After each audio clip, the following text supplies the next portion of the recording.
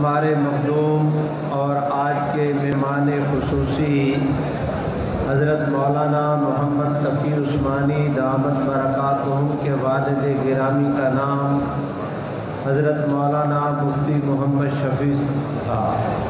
حضرت مولانا مفتی محمد شفیع صاحب وطناً بھی اور مسلکاً بھی وہ دیوبندی تھے۔ دارالعلوم دیوبند میں انہوں نے تعلیم حاصل کی۔ حضرت مولانا سید محمد انور شاہ کشمیری کے ممتاز شاگردوں میں سے تھے۔ وہاں سے فراغت کے بعد اپنے مادر علمی میں انتہائی کتابیں پڑھانے کی بھی اللہ نے انہیں سعادت بخشی، اور یہ کہ عرصہ تک وہ دارالعلوم دیوبند کے افتاء کے رئیس بھی رہے۔ انہوں نے اپنے استاد گرامی حضرت مولانا سید محمد انور شاہ صاحب کشمیری رحمۃ اللہ علیہ کے حکم پر ایک کتاب لکھی۔ اصلاً تو وہ کتاب عربی میں تھی اور اس کتاب کا نام ہے ہدیۃ المہدیین فی تفسیر آیت خاتم النبیین۔ اب اس کا اردوی ترجمہ ہو گیا۔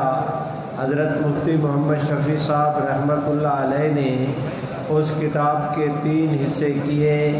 پہلے حصے میں پیغمبر اسلام صلی اللہ علیہ وسلم کی ختم نبوت پر قرآن مجید کی 100 آیات کریمہ سے آپ نے استدلال کیا۔ دوسرے حصے میں پیغمبر اسلام صلی اللہ علیہ وسلم کی ختم نبوت پر 210 احادیث مبارکہ لائے۔ تیسرے حصے میں انہوں نے اجماع، تواتر، اقوال اور آثار صحابہ سے رحمت عالم صلی اللہ علیہ وسلم کی ختم نبوت کے عقیدے پر میرے بھائیوں دلائل کے انبار لگائے۔ میں آپ حضرات سے درخواست کرتا ہوں کہ جس طرح اللہ رب العزت اپنی توحید میں وحدہ لا شریک ہیں، اسی طرح پیغمبر اسلام صلی اللہ علیہ وسلم ختم نبوت میں بھی وحدہ خاتم النبیین ہونے میں حضور علیہ السلام بھی وحدہ لا شریک ہے۔ 1,24,000 انبیاء علیہ السلام میں سے اللہ نے کسی کے سر پہ ختم نبوت کا تاج نہیں رکھا سوائے محمد عربی صلی اللہ علیہ وسلم کی ذات اقدس کے۔ آج ہمارے علماء کرام کی موجودگی میں نے اس کی تعبیر یہ کی کہ جس طرح اللہ رب العزت اپنی ذات اور صفات میں وحدہ لا شریک ہیں، خاتم النبیین ہونے میں محمد عربی صلی اللہ علیہ وسلم بھی وحدہ لا شریک ہے۔ برادران عزیز، میری آپ حضرات سے درخواست ہے کہ مسند احمد کی بھی روایت ہے اور مشکوٰۃ شریف کے اندر بھی موجود ہے۔ آپ صلی اللہ علیہ وسلم نے ارشاد فرمایا کہ اللہ رب العزت نے اس دنیا میں 1,24,000 انبیاء علیہ السلام مبعوث کیے۔ میرے بھائیوں، کوئی اللہ کا نبی اس دھرتی پہ ایسے نہیں آیا جس پر اللہ نے وحی نہ کی ہو۔ بعض انبیاء علیہ السلام کو اللہ نے کتابیں بھی دیں، بعض انبیاء علیہ السلام پہ اللہ نے صحیفے بھی نازل کیے۔ میرے بھائیوں، آج آپ حضرات مشرق سے لے کر مغرب تک روئے زمین کا سروے کر لیں، سوائے قرآن مجید کے کوئی ایسی آسمانی کتاب نہیں جو آج جوں کی تو محفوظ ہو جس طرح کہ وہ اپنے نبی پر اتری تھی۔ آپ حضرات پرائمری سے لے کر یونیورسٹی تک، ہمارے معہد سے لے کر جامعات تک پڑھنے پڑھانے کا طریقہ یہ ہے کہ کبھی کبھی ایسے ہوتا ہے کہ استاد اپنی گفتگو کے دوران ایک سوال پیدا کرتے ہیں۔ طلباء عزیز، سننے والے جس وقت وہ اس سوال کے جواب کی تلاش میں ہوتے ہیں تو انہیں جواب بتایا جاتا ہے اور کہتے ہیں کہ ایسا کرنا اس سے بات اوقاف النفس ہوتی ہے۔ میرے بھائیوں، آج کی مجلس میں درخواست کرتا ہوں کہ آپ حضرات توجہ کریں کہ جتنے انبیاء علیہ السلام اس دنیا میں جن انبیاء علیہ السلام کو اللہ رب العزت نے کتابیں دیں وہ بھی آسمانی کتابیں تھیں۔ قرآن مجید بھی آسمانی کتاب، وہ کتابیں بھی من عند اللہ تھیں، قرآن مجید بھی من عند اللہ۔ میرے بھائیوں، وہ کتابیں بھی سیدنا جبریل امین لے کر آئے، قرآن مجید بھی سیدنا جبریل امین لے کر آئے۔ وہ کتابیں جن پر اتریں وہ بھی اللہ کے نبی، قرآن مجید جن کی ذات اقدس پہ نازل ہوا وہ بھی اللہ کے نبی۔ جب ان کا اللہ کی طرف سے ہونے میں، منزل من السماء ہونے میں، جبریل علیہ السلام کے لانے کے ناطے یہ ساری چیزیں قدر مشترک ہیں، ان کتابوں کا اور قرآن مجید کا سٹیٹس ایک ہے، تو پھر یہ فرق کیوں کہ ان کتابوں میں رہا کچھ نہیں، قرآن مجید سے گم کچھ نہیں ہوا۔ آپ دوست آئے کیوں پر میں جواب میں عرض کروں کہ برادران، قرآن مجید کا محفوظ ہونا یہ صدقہ ہے حضور کی ختم نبوت کا۔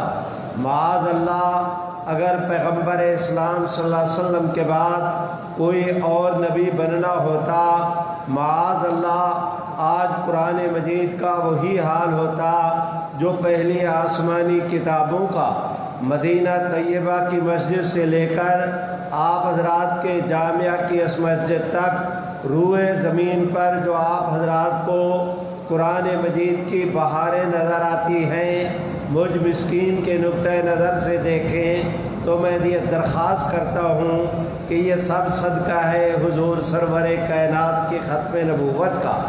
آخری بات عرض کرتا ہوں برادران، دیکھیے میں نے حدیث شریف کے حوالے سے عرض کیا کہ اللہ رب العزت نے اس دنیا میں کم و بیش 1,24,000 انبیاء علیہ السلام مبعوث کیے، لیکن آج آپ میں سے کوئی دوست انبیاء علیہ السلام پہ PhD کرنا چاہے، بڑی مشکل کے ساتھ 26-27 انبیاء جن کا قرآن مجید کے اندر تذکرہ ہے، حتمی طور پر اس کے علاوہ کسی نبی کا آپ حضرات کو کوئی نام بھی نہیں ملے گا۔ میرے بھائیوں اور توسع کر لیں، جن انبیاء علیہ السلام کا بائبل میں تذکرہ ہے انہیں بھی شامل کر لیں۔ چلو یقینی نہ صحیح لا نصدق ولا نکذب کے تحت میں تو بڑی مشکل کے ساتھ انبیاء علیہ السلام مبعوث کیے۔ دوسرے سانس میں نے کہا کہ صرف 50 نبیوں کا تذکرہ ملتا ہے، تو اس کا معنی یہ ہوا کہ 1,23,950 نبیوں کے ناموں کا بھی کسی کو پتہ نہیں۔ برادران، جب ان انبیاء علیہ السلام کے ناموں کا کسی کو پتہ نہیں تو ان انبیاء علیہ السلام کے صحابہ کرام کا کسی کو کیا پتہ ہوگا؟ جب خود انبیاء کے ناموں کا پتہ نہیں تو ان کے اہل بیت کا کسی کو کیا پتہ ہوگا؟ جب ان انبیاء علیہ السلام کے ناموں کا کسی کو پتہ نہیں تو میرے بھائیوں ان انبیاء علیہ السلام کی احادیث کا، ان کے اقوال کا، ان کے ملفوظات کا کسی کو کیا پتہ ہوگا؟ میرے بھائیوں جب ان نبیوں کے ناموں کا کسی کو پتہ نہیں تو ان کی صورت اور سیرت، ان کے صبح و شام، ان کی ہجرت، ان کے جو معراج پر جانا، یہ ساری تفصیلات میرے بھائیوں کہیں پر کچھ بھی نہیں ملتا۔ جب اور ادھر آئیں پیغمبر اسلام صلی اللہ علیہ وسلم کے دروازے پر میرے ماں باپ، میرا روح و جسم، میری آل اولاد قربان، ہم دیکھتے ہیں آپ میں سے کوئی دوست کھڑا ہو کر سوال کرے کہ سب سے پہلے پیغمبر اسلام کی ذات اقدس پر کون ایمان لائے تھے؟ آج امت کے پاس اس کا ریکارڈ بھی موجود ہے۔ آپ میں سے کوئی دوست کھڑا ہو کر سوال کرے کہ سب سے آخر میں کس صحابی رسول کا وصال ہوا؟ امت کے پاس اس کا بھی ریکارڈ موجود ہے۔ میرے بھائیوں میں درخواست کرتا ہوں آپ میں سے کوئی ساتھی یہ سوال کرے کہ 23 سالہ دور نبوت میں پیغمبر اسلام کس کس موقع پر مسکرائے تھے، تو میرے بھائیوں جواب میں عرض کیا جا سکتا ہے کہ چھپی چھپائی کتابیں آج وہ مل جاتی ہیں جن میں پیغمبر اسلام صلی اللہ علیہ وسلم کی مسکراہٹوں کا تذکرہ ہے۔ آپ میں سے کوئی دوست پوچھے کہ مولوی صاحب آپ ارشاد فرمائیں کہ 23 سالہ دور نبوت میں کس کس موقع پر پیغمبر اسلام کے آنسو گرے تھے، تو میرے بھائیوں آج امت کے پاس چھپا ہوا ریکارڈ اس کا بھی موجود ہے۔ میرے بھائیوں میں پچھلے دنوں کراچی گیا، آپ حضرات کے وفاق المدارس کے ساتھ منسلک ہے ایک ادارہ وہ جامعۃ الصفا غالباً حضرت مولانا حق نواز صاحب توسوی کراچی بھی وہ وہاں پر اس ادارے کے سربراہ ہے۔ برادران وہاں پر ایک مولوی صاحب ملے، غالباً عبد المالک ان کا نام تھا یا کیا مجھے نام یاد نہیں، انہوں نے تھوڑا عرصہ ہوا ایک کتاب لکھی ہے 23 سالہ دور نبوت میں پیغمبر اسلام پر کہاں کہاں وحی نازل ہوئی، وحی سے مراد وحی جلی کہاں کہاں پر نازل ہوئی، ایک ایک جگہ کا انہوں نے تذکرہ بھی کر دیا، جو آیات نازل ہوئیں ان کا بھی تذکرہ کیا، ساتھ میں اس کی شان نزول بھی بیان کیا، ان کی تصاویر اور ان کی تفصیلات بھی جمع کر دی۔ اس کے برخلاف جائیں دوسرے مذاہب والوں کے ہاں کسی مسکین کے ہاں کچھ نہیں ملتا۔ اب میں آپ حضرات سے درخواست کرتا ہوں کہ مجھ مسکین کے نقطۂ نظر سے دیکھیں تو میرے بھائیوں پیغمبر اسلام کے صحابہ کرام کا ریکارڈ امت کے پاس موجود ہے، تو یہ بھی صدقہ ہے حضور کی ختم نبوت کا۔ آج اگر امت کے پاس پیغمبر اسلام کے صحابہ کے اہل بیت کی تفصیلات، میرے بھائیوں صرف اہل بیت کی تفصیلات نہیں، ہر وہ آدمی جو سید آل رسول ہے اور وہ واقعاتی طور پر صحیح النسب، تو میں درخواست کرتا ہوں کہ تمام تر سادات کے ہاں اپنے سے لے کر پیغمبر اسلام کی ذات اقدس تک ایک ایک کے پاس شجرہ نسب محفوظ ہوتا ہے۔ یہ جو ساری تفصیلات آپ کو نظر آ رہی ہے، آج پیغمبر اسلام کی احادیث بھی امت کے پاس موجود ہے، آج پیغمبر اسلام کی صورت اور سیرت، آج پیغمبر اسلام کے صبح و شام، آپ صلی اللہ علیہ وسلم کی سنن و نوافل، ایک ایک تفصیل جو امت کے پاس موجود ہے۔ میں درخواست کرتا ہوں مجھ مسکین کے نقطۂ نظر سے دیکھا جائے تو یہ سب صدقہ ہے حضور سرور کائنات کی ختم نبوت کا۔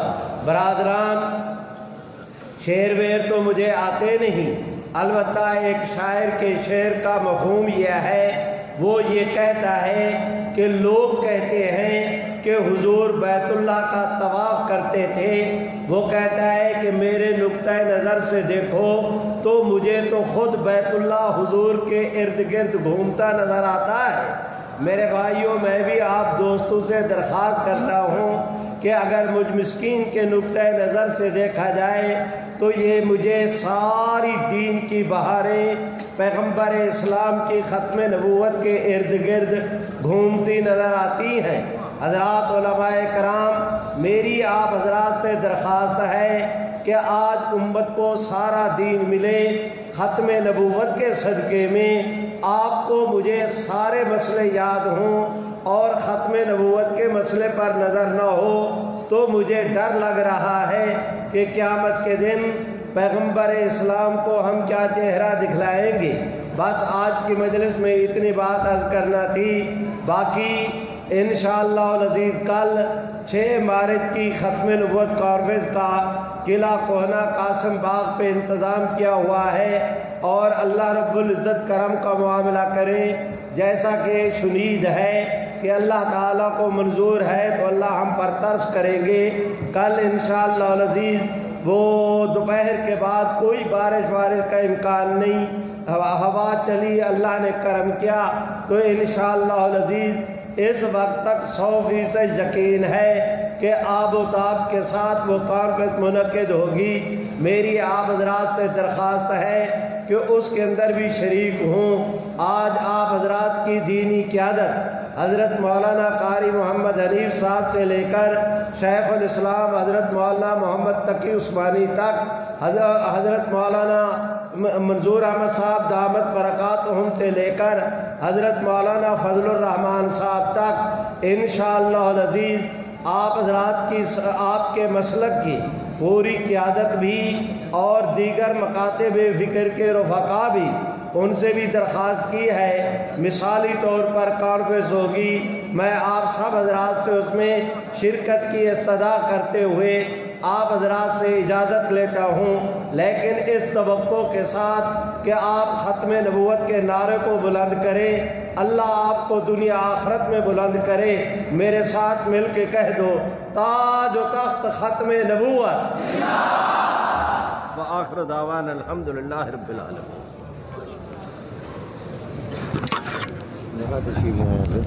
جزاک اللہ۔